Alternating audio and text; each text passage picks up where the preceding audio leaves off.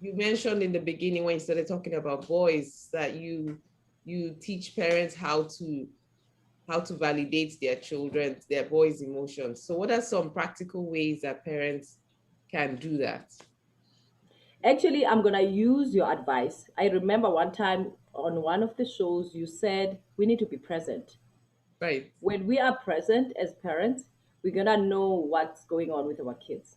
right, So the presence, I think we need to take time. We need to make it our duty and intention, like intentional parenting. That's how you put it.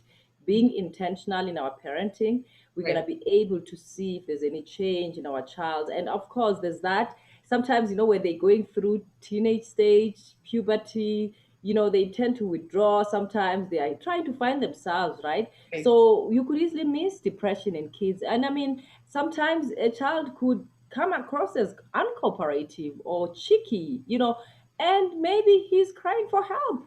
You right, know, I know that personally when my son, like when I started my business 2 years ago, I was on the go and we were quite close, right? And right. he could see that I'm not seeing my mom, and he would kind of be like snotty towards me. It was when I had to stop and rethink that, okay, my son is communicating with me that you're not spending time with me.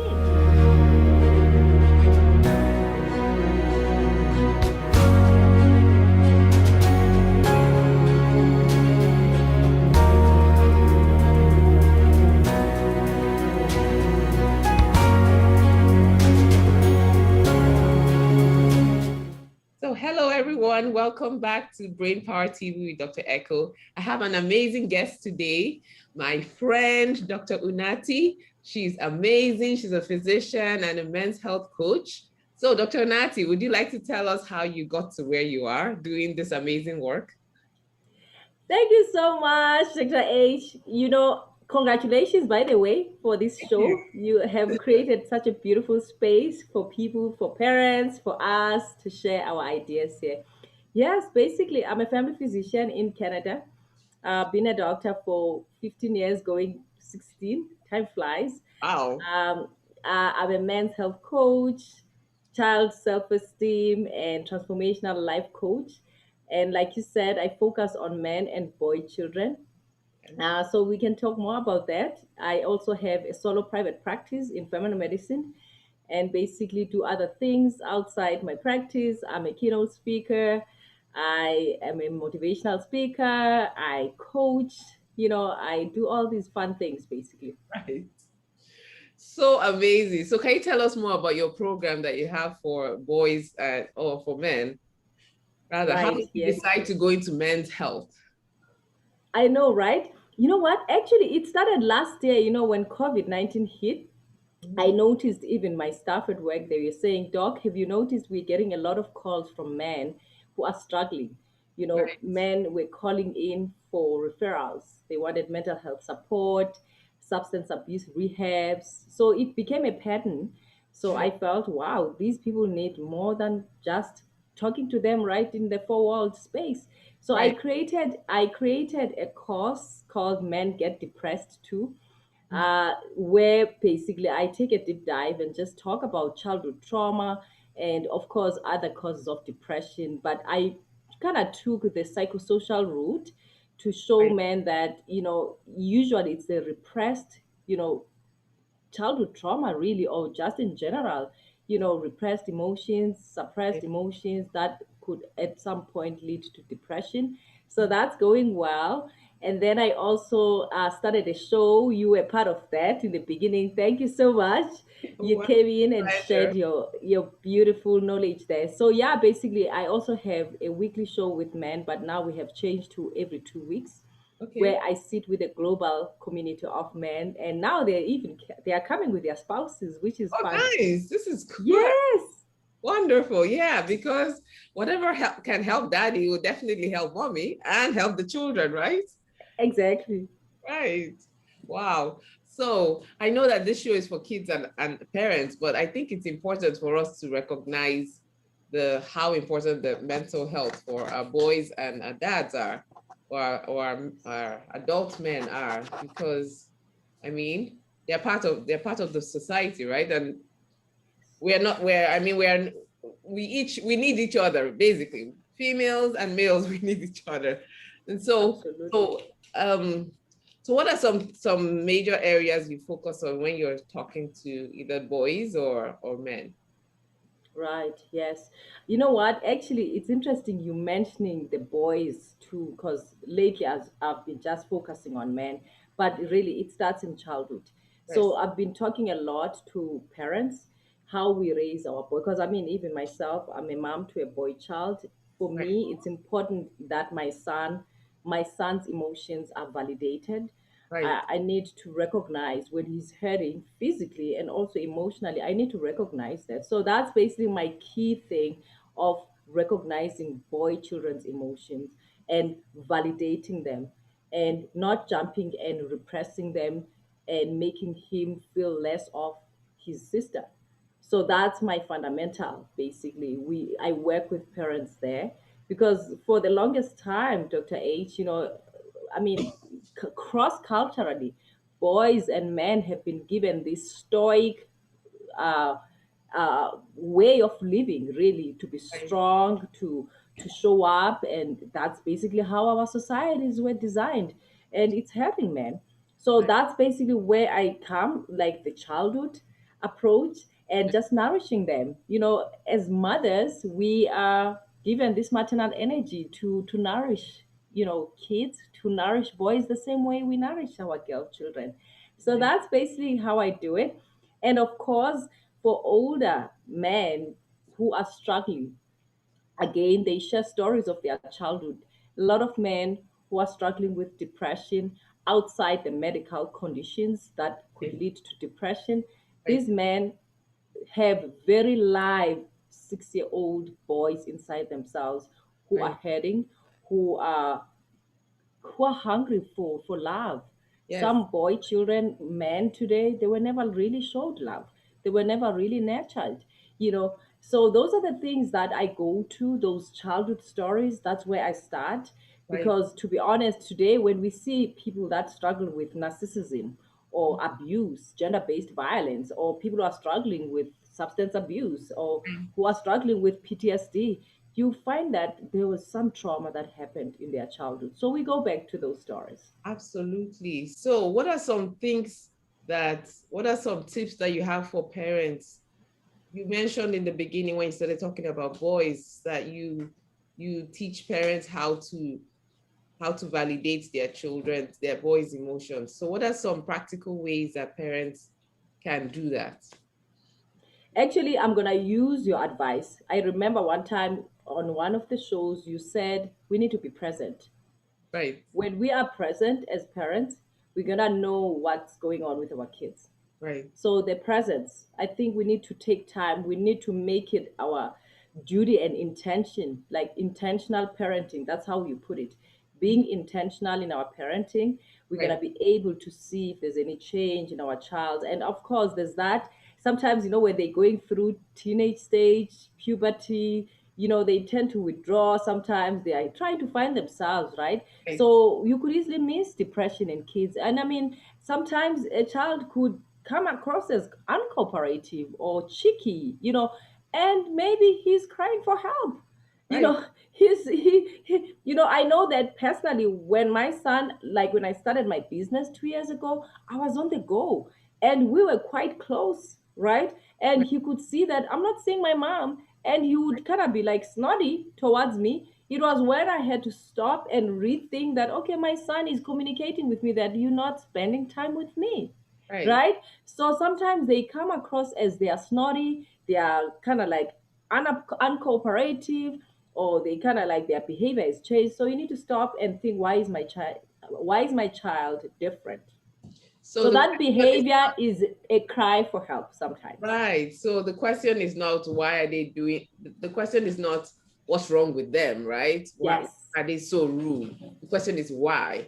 Why are Why? they why are they responding like that? Why are they reacting? Maybe they don't have the words to use. Maybe they are afraid of your reaction. Maybe they are just not sure how to approach it, and that's how it comes out.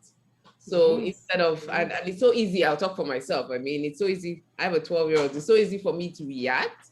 versus I'm Yes. learning I need to respond, meaning I step back even if I had to count to five, which a lot of times I Right. before I And answer. we don't always do that, right? All right. Yes, we're all this is a progressive journey, okay? Parenting. Nobody has arrived. I always say, you know what, Yeah. okay? I always say parenting is such a beautiful journey. There is no pass or fail. It's Yeah. that being intentional and being able to walk through with your child, to be Right. able to learn from your child. I always say my child is I'm a student. They are our teachers, really. Right.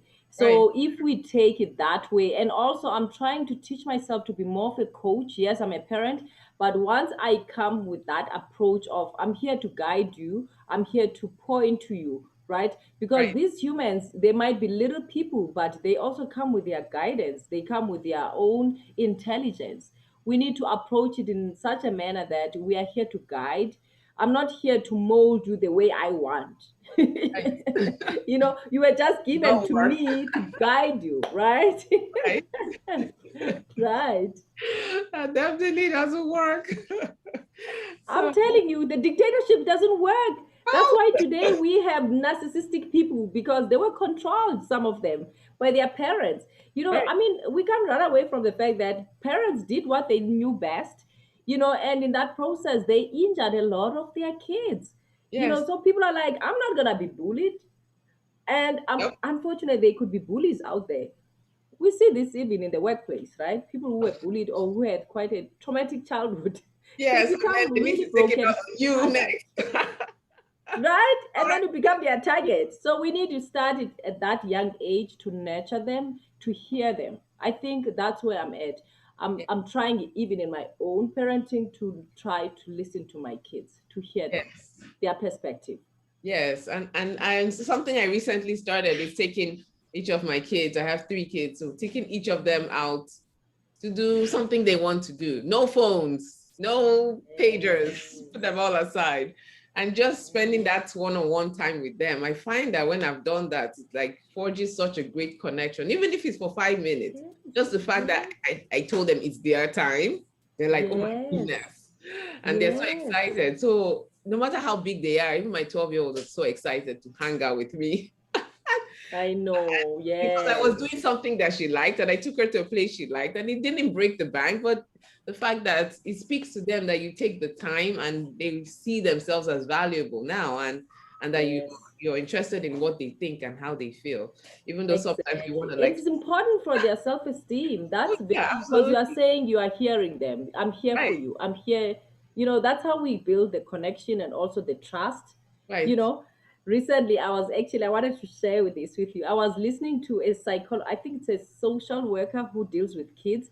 She uh-huh. said, "Do you know amongst the two parents, the child when a child is more snotty towards this one parent, they can be themselves with that parent. I've heard Because that a too. lot of times parents like, why is my child so mean to me? And yet I'm just so nice to him or her. She said, don't take it as an offense. They are very comfortable with you that they could be whatever. They are not scared to be themselves with you. Right. I've heard that. Hmm. Well, when you're in the middle of it and it's like, oh, child. Right? Yes, they Yes, are but we have to precious. remember. I have heard that, and it is true. Because sometimes Yes. I find myself saying, you won't talk to your dad like this. Why in the world?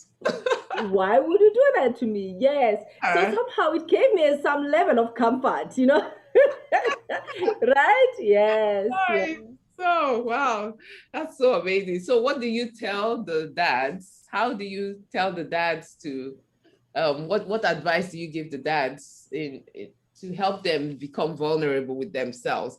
I Yes. recently listened to Brene Brown. You know her, right? Dr. Brown, Yes. I love The her. Power of Yes. Vulnerability. And I was like, phew, Hmm. my goodness, I need to practice that more in my life. So what tips do you Yes. give the dads or the fathers or the males, like Yes. help them with being vulnerable and Right. getting help for Yes. themselves? You know what? I advise them to feel. Okay, all of us we have emotions. If you feel like crying, like I enjoy watching men in my practice when they are hurting. and they feel like crying and they end up letting those tears out, I celebrate them. Right. I do, because they're hurting. Since when that we think that their tears, they shouldn't come out because we think he's a man. So it starts there. Be vulnerable with yourself. Be honest with yourself. So Right. it starts with those honest conversations. And also, to have that trustworthy person, you have to identify a good friend or a good mentor, a good coach. And I normalize discussing emotions. Mm-hmm. They need to trust, and also, actually, not just the man. I like it when my male patients bring their spouses. Yeah. That's Now, in the heterosexual setting, like, they bring right. their women in. And Mhm. now, like I said, in my men's show, these men are bringing their women in. I celebrate that. I love it, because sometimes us women in these men's lives, we sometimes are very harsh, and we're not understanding, we are judgmental, we are not compassionate, and then they just go to that shell. Right. And it's difficult to get a man out of the shell. And then that's why today we need to identify men who are depressed. Sometimes they come across angry or aggressive or violent. Right. Sometimes, so we just need to create that safe place, and normalizing these discussions, and encouraging them to have that person they identify as someone to talk to, Someone say to be vulnerable, that safe place for them. So it's been wonderful. And sometimes I happen to be that person. So right. I find even my new patients, they say, immediately I got into this room, the atmosphere was beautiful, and I felt like I could trust you with this. This is the first time I'm sharing this, actually. I was molested. I'm like, wow, right? So these are the things that we need to create. We have to be intentional, basically. Right. So any person who happens to work with men, or you are a spouse here, you are a sister, you are a mother to that boy child, create that space. Right. There's Yeah. so much these people can share with you. Yes. So yeah, and when you have your like in your the groups that you have, do you specifically address the spouses when they come? Like do you Absolutely. yeah, so you Yes. You pinpoint know it. what? It's funny, because one time, actually, I didn't realize they were coming in. One time, there was something we're discussing about. People were talking about how these men, specifically, they from all parts of Africa, basically. So they are saying living abroad, it's quite different, because now you live here and you don't have your family to help you with kids, Right. not much to be helped financially. So it's you and your spouse. So to have a spouse who still has that mentality of, no, I'm not going to help, you are the man, you have to be the one buying groceries, taking kids to school, pay the mortgage. So these men were just sharing that it would be so nice to have a spouse or spouses that understand that, hey, let's do this together. And sometimes they feel, they're even scared to communicate such. They feel like they're not men enough if they're not gonna Right. hold this load on themselves. So Right. it was beautiful. One time I had this woman who just chipped in on the conversation, and it was such a lovely conversation. And these men were like, they love their women if they could Right. see it from that perspective, that it's not making them less of a man if you need to help where you could, Yeah. right? Because a That's lot of his people strength. culturally, Right. yeah, Right. culturally, women are taught, some people that come from, like, in our basically our culture coming from Africa, most men, they are taught by their dads that you have to hold on your family up, you have to buy that house, you have to take your children to university, to school. But also, your wife is working. What is her money doing in the house then? Right. So they said it can be very strenuous and it can be very hurtful, and they don't know how to approach it, because it means that they have given away their manhood and their leadership. Right. And that couldn't be furthest from the truth, right? Right? Right. Yes. So because women are looking for men to be vulnerable too, so that they too can be vulnerable. Yep. Right. So Yes. wow. That's wonderful. But I'm glad that they are doing that. That speaks to the power of your program and how amazing it is. I love it. Yes. You know what, though? It has also changed me. I must say, honestly, Dr. Effiong, it has changed me how I see life. It Right, has changed me how I view men. It has changed me how my approach to men has changed. right. I'm more patient. I'm more compassionate. I'm more kind. I thought I was kind. Right? It's We're all different. learning. Oh my We gosh. are learning. Yeah, that's Yeah. wonderful. Isn't that wonderful? Because we can't really serve anybody, right? Until we have it ourselves. And then we Exactly. can serve them from our overflow. So There the you go. work is changing you. It's only preparing you to help more people, right? Yes. Yes, Yes. yes, yes. Yes. Woo-hoo. So that's wonderful. So what are some tips that you give parents to look out for depression in their kids, in their sons, because they don't show up the same way girls do? Right. Yes. Oh, Like we said in the beginning, sometimes they might come across uncooperative and cheeky, you know, and of course withdrawn, mhm, staying lots in their rooms. And those that love their hoodies, you will see them with their hoods, their head down. There's poor eye contact sometimes.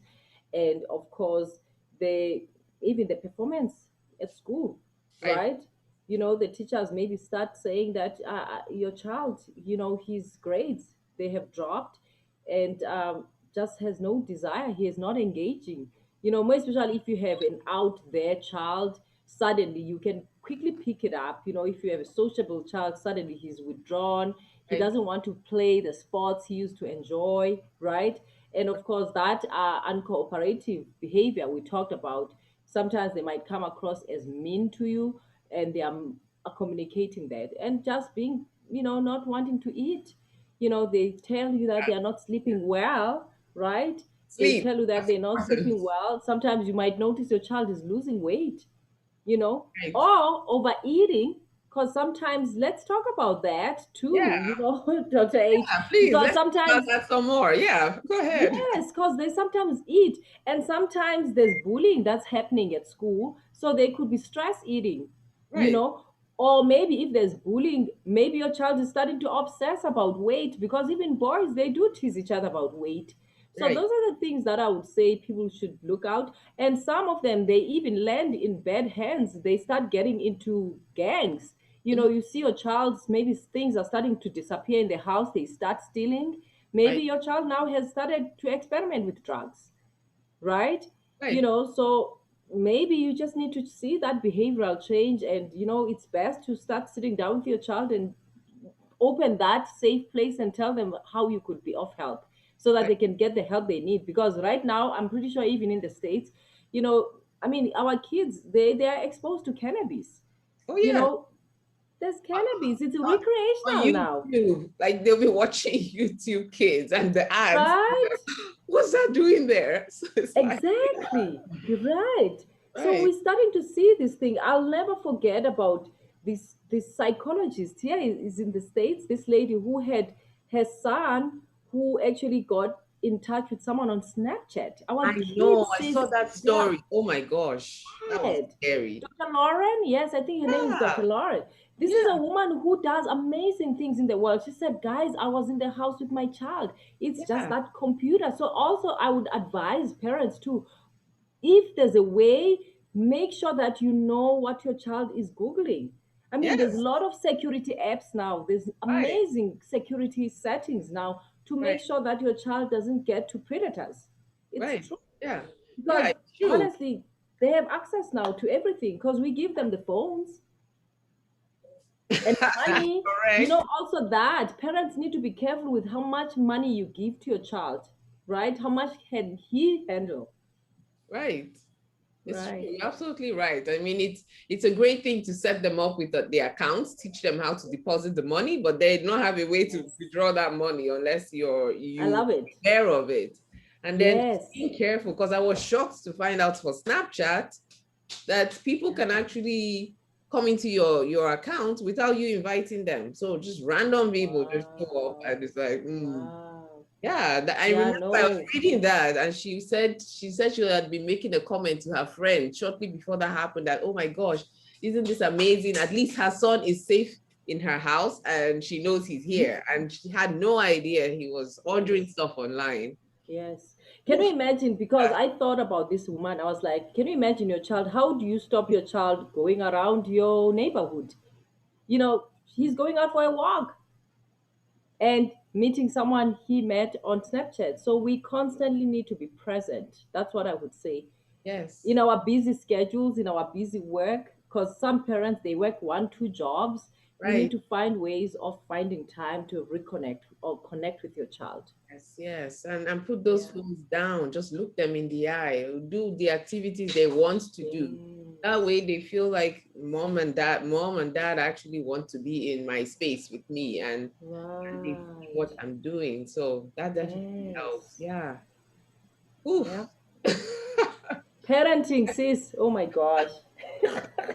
Something. It didn't come with any protocols. Manuals.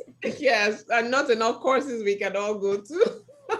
No, you But know, and of course, talk of what I would advise if people believe in some faith. I think it plays a role to also, yes, impact our kids with such principles we have. I personally am a Christian.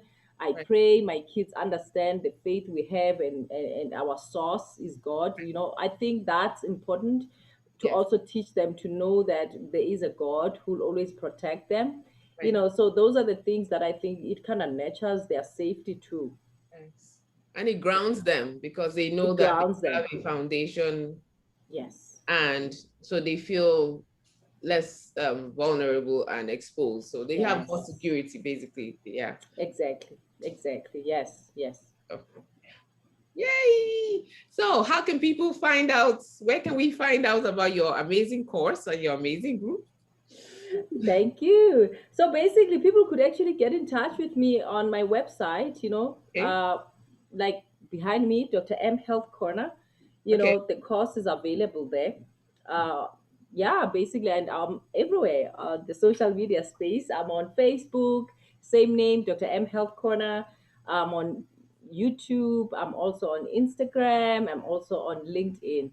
So All right. yeah, basically, people could just find me there. Yay! You better look out for her. She's amazing. So, yes, thank you so much. Yeah, you are a treasure for sure. Thank you so much, sis. And I know the reason those men bring their spouses is because you're giving them what they need, right? And that's the only reason they Absolutely. will keep coming back and bringing others with them. So, God Yes, bless you because for it's the amazing work you're beautiful. doing. Yeah. Thank you. We want to see families together. We want to see them growing, empowering their children, Yes. and the power of, and also just to mention, sis, because we also have seen failed marriages or relationships. We also encourage that healthy co-parenting, because Right. sometimes relationships don't last. So that's also a very important thing that is close to my heart, to also help parents to have that healthy co-parenting. Right. Right. Yes. That's we need to come back and have another discussion about that We one, need it. right? Yeah. Yes, yes, we So, need that. yes, we will have to schedule that. So, thank you, parents and kids, for watching Brain Power TV. And I hope you had an amazing time because I did. And I hope you learned lots. So, thank you again, Dr. Unati. Thank you so much, Doc. Okay. Bye. I enjoyed it.